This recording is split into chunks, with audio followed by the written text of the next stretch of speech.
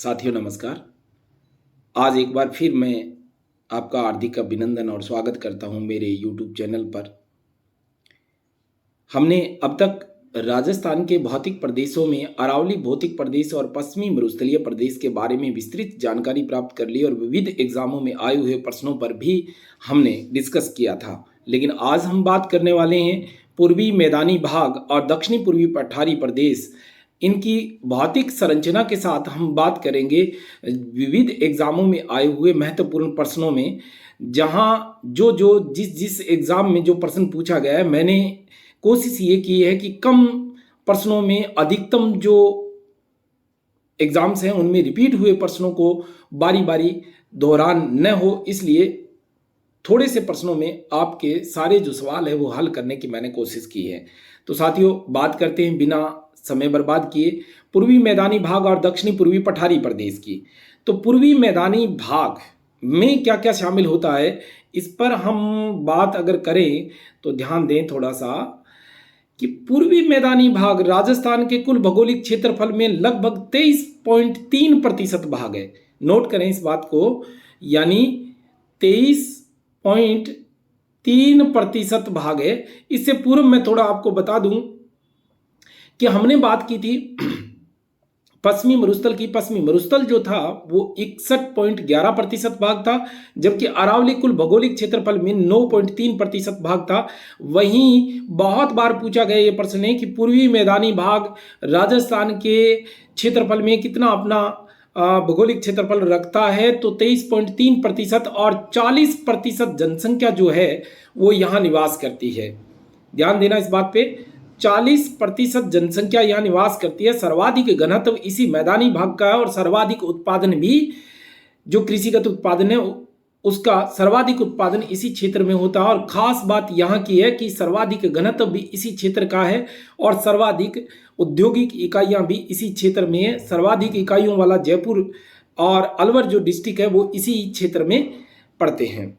अब बात ये करें कि हम इस पूर्वी जो मैदानी प्रदेश है इसका अध्ययन करें। इसमें हम सुविधा की दृष्टि से सबसे पहले बात करेंगे 56 के मैदान की। 56 का मैदान जो कि मैं अंडरलाइन कर रहा हूं, थोड़ा ध्यान करिएगा इस बात पे। ये है 56 का मैदान। यहां 3 बातें बड़ी महत्वपूर्ण हैं। 56 की पहाड़ियां अगर पूछा जाए तो वो सिवाड़ा बाड़मेर से जालोर के बीच में स्थित पहाड़ियां हैं। 56 की पहाड़ियां बाड़मेर में, कहां पे है? 56 की पहाड़ियां बाड़मेर में है। जबकि 56 नदी नालों का जो समूह है वो जालोर में है। कहां पे है? जालोर में है। जबकि 56 का मैदान जो है, 56 गांवों का ये समूह है जो माही नदी द्वारा सिंचित है, जो माही नदी द्वारा सिंचित है। तो आप इस बात को बखूबी से याद कर ले, बारी बारी एग्जाम्स में रिपीट हुआ है 56 का मैदान।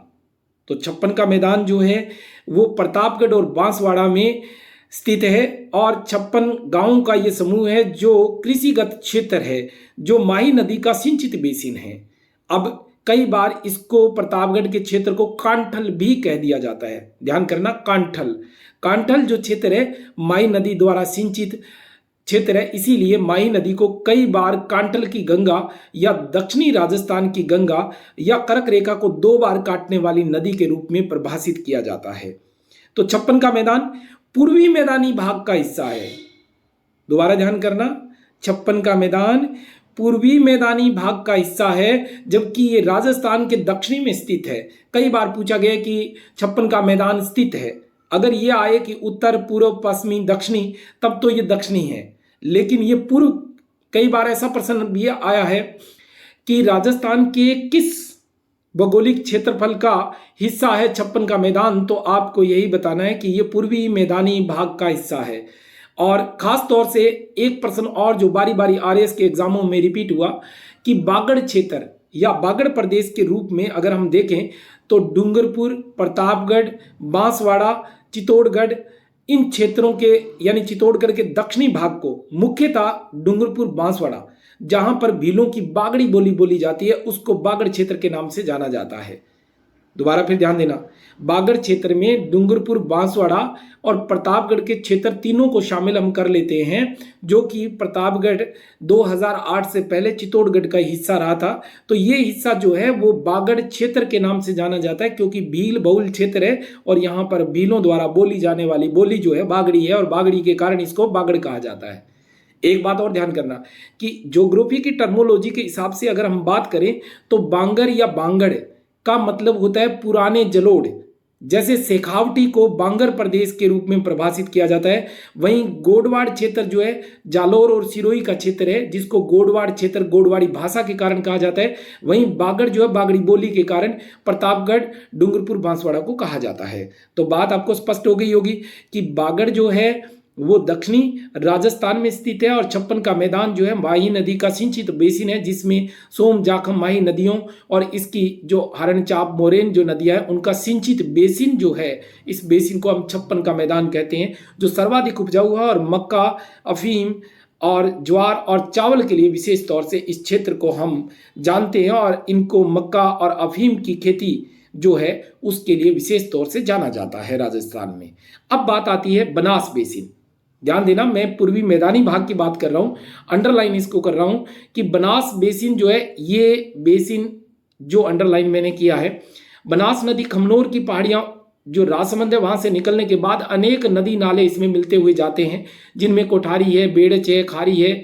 ये नदियाँ मिलते हुए सवाई माधोपुर तक जाती है। आरएस एग्जाम में पूछा गया था कि सवाई माधोपुर जो है उसका कुछ हिस्सा जो है वो बनास बेसिन का हिस्सा है। बेसिन एक ऐसा शब्द है जिसका मतलब होता है कि जिस नदी का कैचमेंट एरिया ऑफ रिवर, यानी कि उसका जल ग्रहण क्षेत्र और उसका विसर्जन क्षेत्र या खत्म होने का जो अंतिम पॉइंट होता है, वहां तक का सारा इलाका उस नदी बेसिन के नाम से जाना जाता है। जैसे बनास का जो बेसिन है 6 जिलों में फैला हुआ है, जिसमें हम बात करें राजसमंद, उदयपुर, चित्तौड़गढ़ या भीलवाड़ा और उसके बाद सवाई माधोपुर और टोंक का कुछ इलाका जो है इसका सिंचित बेसिन है।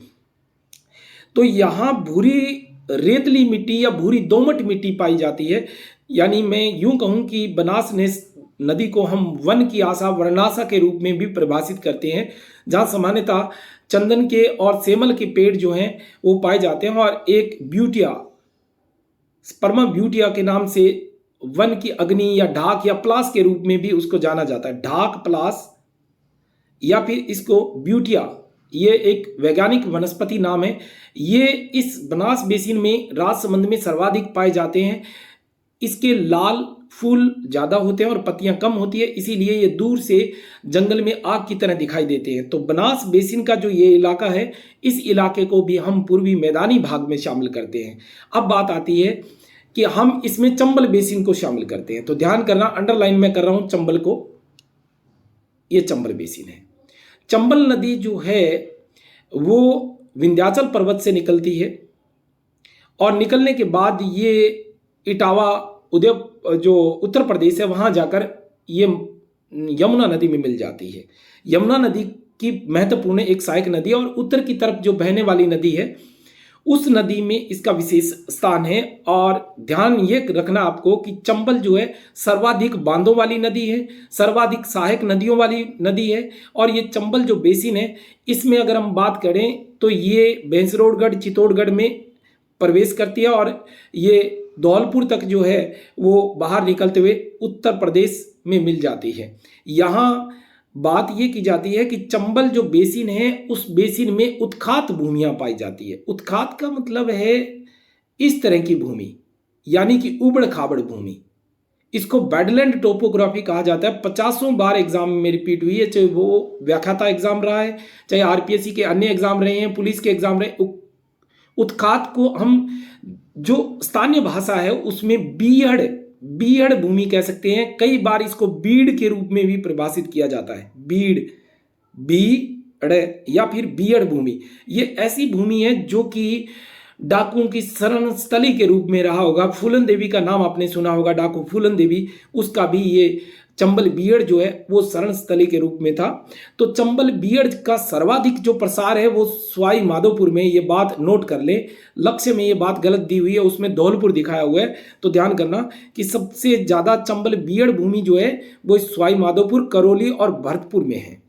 सवाई माधोपुर, करौली, भरतपुर और धौलपुर के इलाके में ये चंबल बीड़ जो क्षेत्र है वो फैला हुआ है, जिसको डांग क्षेत्र के रूप में भी कई बार परिभाषित किया गया है, या डांग की रानी के रूप में करौली को परिभाषित किया गया है, यानी कि करौली को डांग की रानी, डांग क्षेत्र के रूप में। यहाँ दोबारा फिर सुनना, जैसे कि मैंने 56 में बताया कि 56 की जो पहाड़ियाँ हैं वो सिवाना, बाड़मेर, जालोर तक फैली हुई पहाड़ियाँ हैं, तो सिवाना बाड़मेर में है, 56 नदी नालों का समूह जालोर में है, और 56 का मैदान प्रतापगढ़ और बांसवाड़ा में है। उसी तरह से डांग जो नृत्य है वो नाथ द्वारा राजसमंद में किया जाता है, कहीं भ्रम ना हो इसलिए बोल रहा हूँ। डांग नृत्य जो है वो राजसमंद नाथ द्वारा में किया जाता है, जबकि डांग जो क्षेत्र है वो करौली, सवाई माधोपुर, भरतपुर और धौलपुर के इलाके को कहा जाता है, जिसमें मुख्यतः जो क्षेत्र आता है वो करौली आता है, करौली और सवाई माधोपुर डांग क्षेत्र के रूप में प्रभाषित होता है। ये चंबल क्षेत्र के कारण इसको कहा जाता है। कहीं कहीं चंबल बेसिन में कांप भूमियां भी पाई जाती है, जिनको नवीनतम जलोढ़ कहा जा सकता है। कांप भूमियां ये काली मिट्टी का क्षेत्र है और रेगुर मिट्टी के नाम से भी इसको परिभाषित करते हैं। तो ये हमारी जो है चंबल बेसिन है। अब बात आती है मुख्यतः बाणगंगा। बाणगंगा बैराट की पहाड़ियों से निकलने के बाद ये सीधी की सीधी यमुना में जाकर मिल जाती है, तो बाणगंगा का क्षेत्र भी जो है इस क्षेत्र में शामिल होता है। तो दोबारा मैं फिर बोल रहा हूँ, अलवर, रूपनगढ़ नदियाँ अलवर से निकलकर इस क्षेत्र को सिंचित करती हैं। कुछ जो है गुड़गांव नहर या अलवर भरतपुर नहरों द्वारा ये क्षेत्र सिंचित है।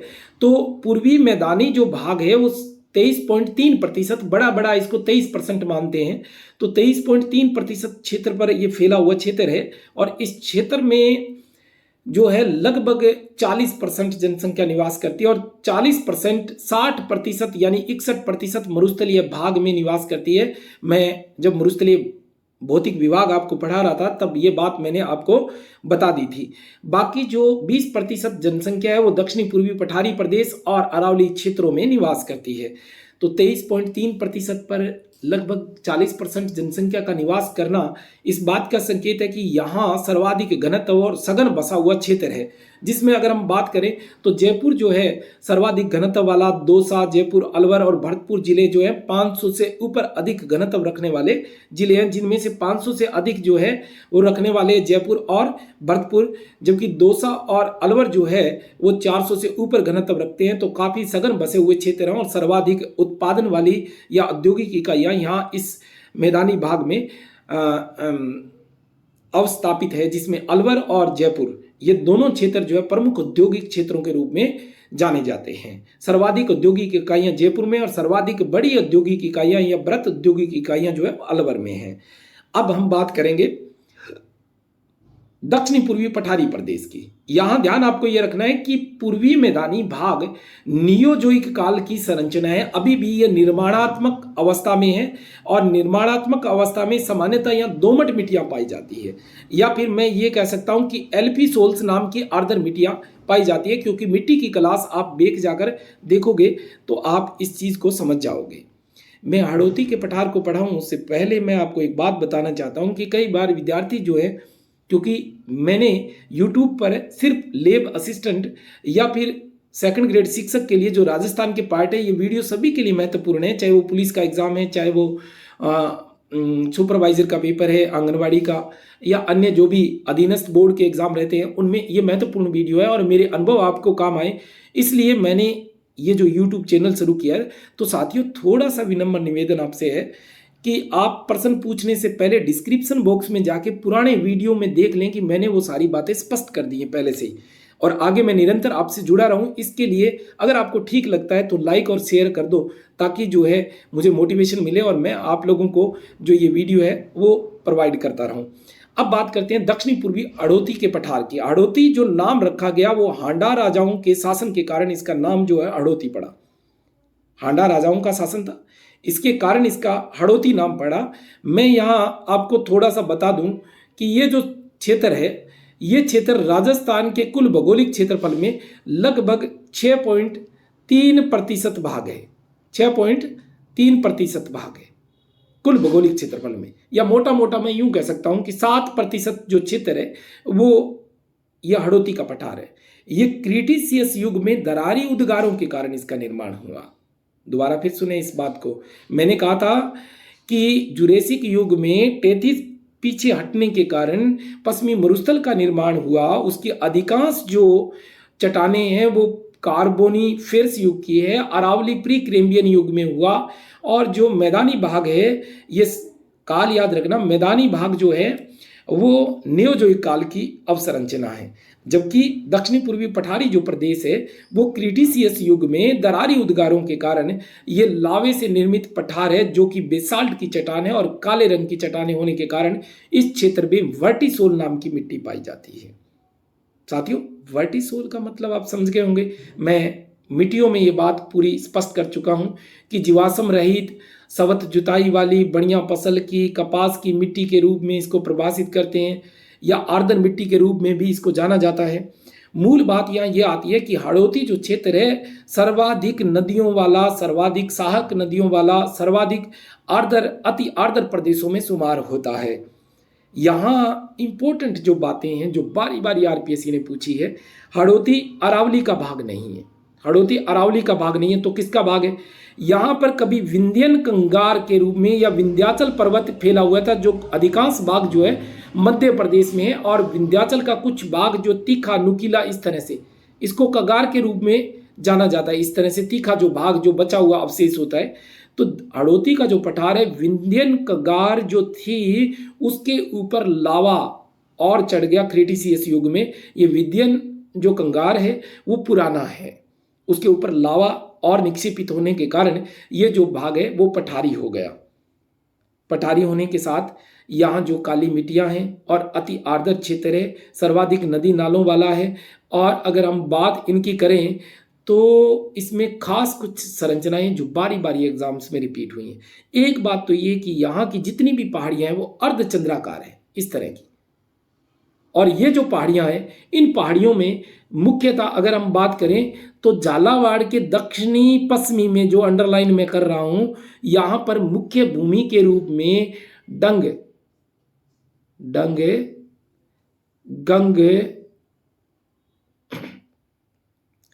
गंगधर भूमि के रूप में जाना जाता है। इसको गंगधर भूमि के रूप में इसको जाना जाता है, जो दक्षिणी पश्चिमी भाग में ये उच्च पहाड़ियां हैं। वहीं अगर झालावाड़ और कोटा की बात करें तो इसमें मुकंदरा हिल्स की पहाड़ियां हैं। मुकंदरा हिल्स एक जो राष्ट्रीय नेशनल पार्क भी है हमारा, मुख्य तौर से जो अभी 2012 में 13 में घोषित हुआ। तो मुकंदरा हिल्स एक टाइगर प्रोजेक्ट के रूप में चलाया जा रहा राजस्थान का। तो मुकंदरा हिल्स की पहाड़ियां मुख्यतः झालावाड़ और कोटा में है। यहाँ पर 12 में एक हॉर्स शू आकार की पहाड़ी है, घोड़े के नाल जैसी मैं यहाँ बना रहा हूँ, इस तरह की गोल एक पहाड़ी है। ये पहाड़ी जो है वो रामगढ़ के पास है। कहाँ पर है? रामगढ़ के पास है। हॉर्स शू या फिर इसको कई बार गोल घोड़े की नाल जैसी आकृति कह देते हैं। सामान्यतः वैज्ञानिकों का मत है इसमें कि यहाँ पर कभी उल्का पिंड टकराया था और उसकी वजह से ये जो एक गोलाकार गुम्बदाकार जो पहाड़ी बनी, इसमें वर्तमान में यूरेनियम के विशाल भंडार है। रामगढ़ 12 में। शाहबाद भूमि उच्च भूमि, शाहबाद उच्च भूमि जो है 12 में, शाहबाद उच्च भूमि जो है 12 में। और एक बात और ध्यान रखना कि एक आडामाला पर्वत है जो बूंदी में है। अरावली का दूसरा नाम है, लेकिन आडामाला जो है वो किसका नाम है? वो नाम है बूंदी में स्थित एक पर्वत का। बूंदी में स्थित एक पर्वत का आडामाला पर्वत। अडावली जो है अरावली का स्थानीय भाषा में नाम है। यहाँ पर कुछ भूमियां और पाई जाती है जिनको ऊपरमाल के रूप में जाना जाता है। यानी कि चित्तौड़गढ़ के भैंसरोडगढ़ से भीलवाड़ा के बिजोलिया तक क्षेत्र में ये फैला हुआ जो भाग है वो ऊपरमाल के नाम से जाना जाता है। किसके नाम से? ऊपरमाल के नाम से। बिजोलिया भीलवाड़ा से लेकर भैंसरोडगढ़ चित्तौड़गढ़ तक के ये जो भाग है, इस भाग को ऊपरमाल के नाम से जाना जाता है। स्थानीय भाषा में इसको खेराड़ और माल खेराड़ भी कहा जाता है। खेराड़ और माल खेराड़ भी कहा जाता है। ये हाड़ौती का जो पठार है वो राजस्थान में सर्वाधिक जो सोयाबीन है, चावल है, या इसके अलावा यहाँ कपास और गन्ना के उत्पादन के लिए जाना जाता है। लेकिन कपास कि मिट्टी पर्याप्त आर्द्रता होने के बावजूद भी यहाँ किसान जो है कपास का उत्पादन नहीं करते, क्योंकि कपास में अति आर्द्रता के कारण, ज़्यादा कीड़े लगने के कारण उत्तरी राजस्थान के गंगानगर और हनुमानगढ़ में कपास का उत्पादन, या बांसवाड़ा और डूंगरपुर में कपास का उत्पादन होता है। तो बात आपको समझ में आ गई होगी कि ये भौतिक प्रदेश अपने आप में एक विशिष्ट अपनी पहचान रखता है और सर्वाधिक बांध भी इसी भौगोलिक प्रदेश यानी कि हाड़ौती के पठार में बनाए गए हैं। तो साथियों, शायद मैं मानता हूं कि संक्षिप्त में मेरे द्वारा बताई गई जो बातें थी वो आपके समस्त जो एग्ज़ाम है उसके लिए पर्याप्त होगी। लेकिन अब हम बात करते हैं कि आरपीएससी द्वारा या अधीनस्थ बोर्ड द्वारा या अन्य माध्यमिक शिक्षा बोर्ड द्वारा पूछे गए जो प्रश्न हैं उन पर डिस्कस करते हैं, और मैं पूरी जो क्लास है वो आपको समर्पित करता हूं। और अगर बात पसंद आए तो फिर आप जो है वीडियो को शेयर जरूर करें। निम्नलिखित में से सही कथन का चयन करें। ये 2021-18 में 2 बार, 16 में, आरएस 2012 में, उससे पहले भी सेम क्वेश्चन जो है रिवाइज हुआ है। क्वेश्चन कोई बाहर से नहीं आते, प्रश्न से उत्तर, उत्तर से प्रश्न निर्मित होते हैं, लेकिन माइन्यूट या छोटी छोटी त्रुटियां छोड़ी जाती है कि आप कहां आकर फंसोगे। देखो, बोराट का पठार स्थित है, पहला ऑप्शन देखिएगा, मैं इसको अंडरलाइन कर रहा हूं। बोराट का पठार कुंभलगढ़ और राजसमंद के मध्य स्थित है। ये बात बिल्कुल गलत है, दोबारा सुने इस बात को। बोराट का पठार कुंभलगढ़ और गोंगदा उदयपुर में स्थित है। तो बोराट का पठार जो है, अगर कुंभलगढ़ उदयपुर लिखा होता तो बात सही होती, ये गलत है। उत्खात इस्तेलाह करती चंबल बेसिन में है। उत्खात को बैडलैंड टोपोग्राफी या वर्षा उबड़ खाबड़ भूमि के रूप में या बियड़ भूमि या बीड़ भूमि के रूप में भी जाना जाता है। तो ये बात बिल्कुल सही है। और रघुनाथगढ़ उत्तरी अरावली का सर्वोच्च शिखर है, ये बात भी बिल्कुल सही है, क्योंकि मैंने जब अरावली पढ़ाई थी तो आपको ये बताया था कि 1055 मीटर ऊंची जो अरावली की, उत्तर अरावली की सबसे ऊंची चोटी जो है रघुनाथगढ़, ये शिखर में स्थित है। और मध्य अरावली की तारागढ़ 873 मीटर ऊंची जो कि अजमेर में है। और अरावली, संपूर्ण अरावली की सबसे ऊंची चोटी सिरोही में जो कि 1722 मीटर, गुरु सीकर, संतों का सीकर, हिंदू ओलंपस के रूप में उसे जाना जाता है। अब है राजस्थान की मुकंदरा हिल्स या मुकंदरा की पहाड़ियां कहाँ पाई जाती है, तो ध्यान दें, सतपुड़ा की पहाड़ियों में बिल्कुल नहीं है। मैदानों का अरावली का ये भाग नहीं है, ये विंध्यन कगार भूमि है, ये विंध्यन पहाड़ियों का हिस्सा है मुकंदरा हिल्स, जो कि चापाकार या इस तरह से अर्धचंद्राकार रूप में फैली हुई है। 56 का मैदान स्थित है, ये 18 बार रिपीट हुआ, आरएस 2007, उसके बाद 10 में। मैं ये एग्जाम को बताऊं उससे अच्छा है कि मैंने एक बार लिख दिया कि 18 बार रिपीट हुआ। ये 56 का मैदान बांसवाड़ा डूंगरपुर के बीच में है। ये 2008 से पूर्व ठीक था, ये उत्तर 2008 से पूर्व ठीक था, और इसी को आरपीएससी ने सही उत्तर माना। लेकिन जब से प्रतापगढ़ 26 जनवरी 2008 से अलग हुआ तो उसमें प्रतापगढ़ जो है, प्रतापगढ़ और बांसवाड़ा के बीच में इसका सही ऑप्शन ये होगा, क्योंकि बांसवाड़ा कुशलगढ़ के बीच भी नहीं है और चित्तौड़गढ़ प्रतापगढ़ के बीच भी नहीं है। तो ये प्रतापगढ़ बांसवाड़ा के बीच है 56 का मैदान, जो प्रतापगढ़ में कांठल कहा जाता है इस क्षेत्र को, और कांठल की गंगा के रूप में माही को, जो कि खंबात की खाड़ी में गिरती है। अब अगला प्रश्न है, कुंभलगढ़ और गोंगदा के बीच के पठार को क्या कहते हैं, तो ये प्रश्न बहुत बार आया है साथियों। मैंने आपको भोमट का पठार जब अरावली पढ़ा रहा था तो ये बताया था कि भोमट का जो पठार है वो तो भील बहुल क्षेत्र, जो आरपीएससी 2004 और उसके बाद 7 और कई बार रिपीट हुआ, ये भील बहुल क्षेत्र है। और भोमट किसान आंदोलन के लिए भी जाना जाता है। मोतीलाल तेजावत ने इस किसान आंदोलन का नेतृत्व किया था 1921 में। तो बात यहां आती है कि बोराट का पठार कुंभलगढ़ और गोंगुदा के बीच स्थित है, और जो बोराट का पठार है वो पश्चिमी उदयपुर और जो डूंगरपुर है उसमें स्थित एक भील बहुल क्षेत्र है, जो काफी उत्पादन वाला क्षेत्र है। अब बात आती है अगले प्रश्न की, तो इसमें आती है, निम्नलिखित में से कौन सी इस्तेलाकृति अवस्थिति सुमेलित नहीं है, कौन सी इस्तेलाकृति किस जिले से सुमेलित नहीं है। बोराट का पठार अभी बताया मैंने, ये बात भी ठीक है, गोंगुदा कुंभलगढ़ के बीच में, सॉरी कुंभलगढ़ और गोंगुदा के बीच में।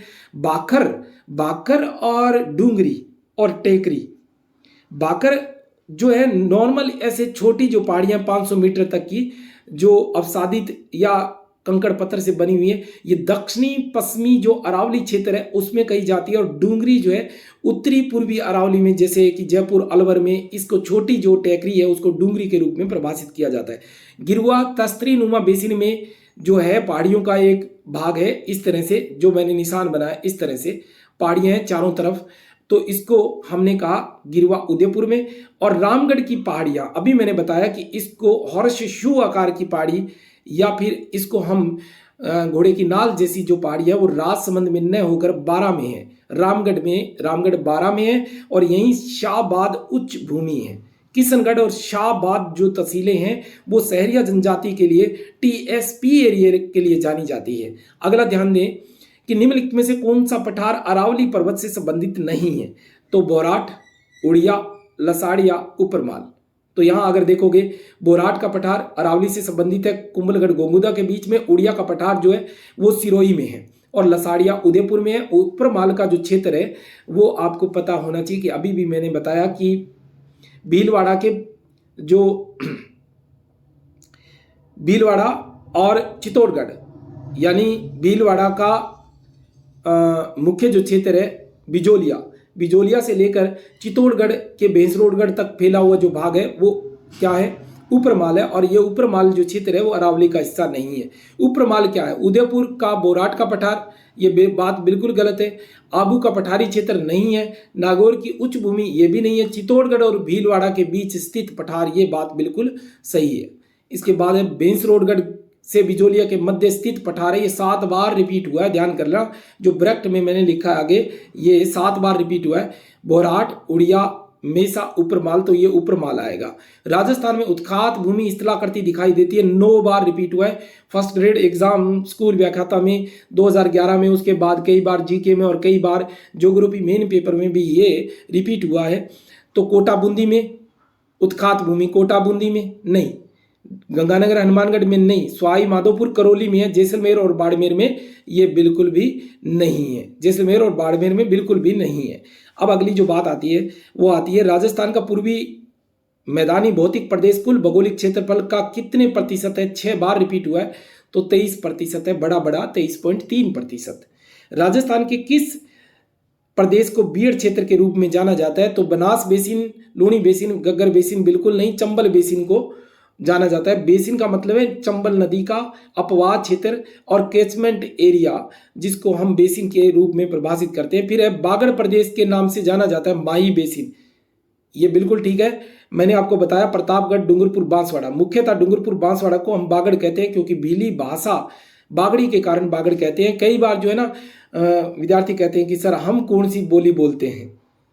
बोली और भाषा में थोड़ा सा अंतर मैं स्पष्ट कर दूं कि बोली राजस्थान में जितनी भी बोली जाती है उनकी अपनी कोई स्पष्ट लिपि नहीं है, वो हिंदी लिपि पर, देवनागरी लिपि पर डिपेंड है, उनको हम बोली कहते हैं।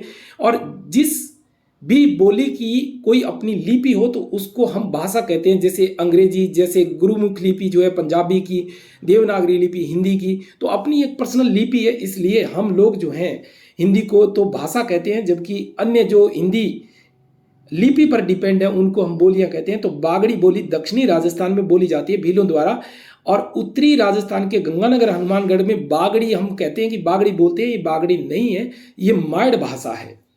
कौन सी है, मायड़, यानी कि माँ बोली, और ये ज़्यादातर इसमें हरियाणवी और हिंदी का मिश्रण है। राजस्थानी में या बीकानेरी भाषा में हिंदी और हरियाणवी के मिश्रण से ये मायड़ भाषा जो है वो राजस्थान के गंगानगर हनुमानगढ़ में बोली जाती है। रामगढ़ की पहाड़ियाँ किस जिले में स्थित है, तो अभी बताया मैंने, बारा में स्थित है। इसके बाद है बांका पट्टी, कुबड़ पट्टी, ये मैंने आपको बताया था कि ये लाठी सीरीज RS एग्जाम 2007 और 10 में रिपीट हुई, दोनों पर्सन एक ही एग्जाम में पूछे गए। लाठी सीरीज, लाठी श्रेणी जो है बीकानेर, दक्षिणी पश्चिमी और जैसलमेर में, जहाँ की एक मीठे भूगर्भी जल पट्टी है, या फिर सेवण और धामण अंजनकरण घासें यहाँ पाई जाती है, या फिर चंदन नलकूप जो है इस सरस्वती के पेटे में पाया जाता है, उसको हम लाठी सीरीज कहते हैं। जबकि बांका पट्टी, कुबड़ पट्टी, ये अजमेर और नागौर के फ्लोराइड युक्त जल, भूमिगत जल फ्लोराइड युक्त है, इसकी वजह से बुढ़ापे में जो लोग होते हैं उनकी जो कमर है वो झुक जाती है, इसीलिए इसको बांका पट्टी या कुबड़ पट्टी, कुबड़े हो जाते हैं लोग, इसीलिए इसको कुबड़ पट्टी के रूप में परिभाषित किया जाता है। अब बात ये आती है कि ये है कहाँ, तो ऑप्शन के तौर पे ये नागौर आएगा इसका, क्योंकि नागौर जो है कुबड़ पट्टी के रूप में परिभाषित। डांगलैंड या डांग क्षेत्र, अभी मैंने आपको जब मैं पढ़ा रहा था तब ये बात आपको बता दी थी कि डांगलैंड करौली पठार का हिस्सा है। डांगलैंड की रानी जो है करौली को कहा जाता है, और डांग क्षेत्र जो है मुख्यतः जो फैला हुआ है करौली, सवाई माधोपुर, भरतपुर तक फैला, धौलपुर तक फैला हुआ क्षेत्र है ये। तो मुख्यतः इसमें करौली, सवाई माधोपुर का जो क्षेत्र है उसको हम डांग क्षेत्र या बैडलैंड टोपोग्राफी के रूप में परिभाषित करते हैं। अब बात आती है विशाल सीमा भ्रंश राजस्थान में किस भाग में स्थित है, तो इसको हम मैप में देखते हैं। और अरावली जब मैंने पढ़ा है तो आपको ये बात जो थी वो मैंने पढ़ा दी थी और बता भी दिया था।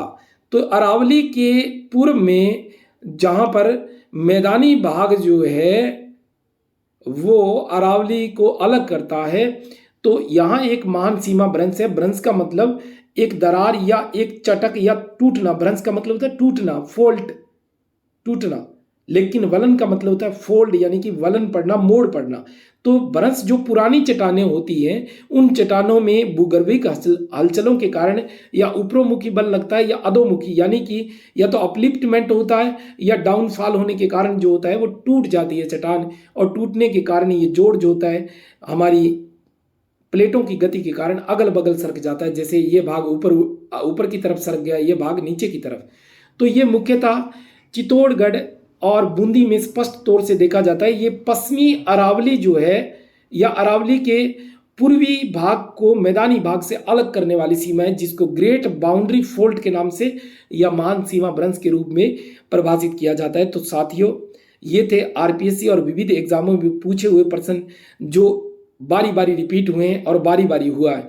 तो आप जब भी किसी किताब से इस टॉपिक को पढ़ें तो इन प्रश्नों को आप गहराई से अध्ययन करेंगे तो मैं मानता हूं कि किसी भी एग्जाम को फाइट करने में आपको कोई परेशानी नहीं होगी।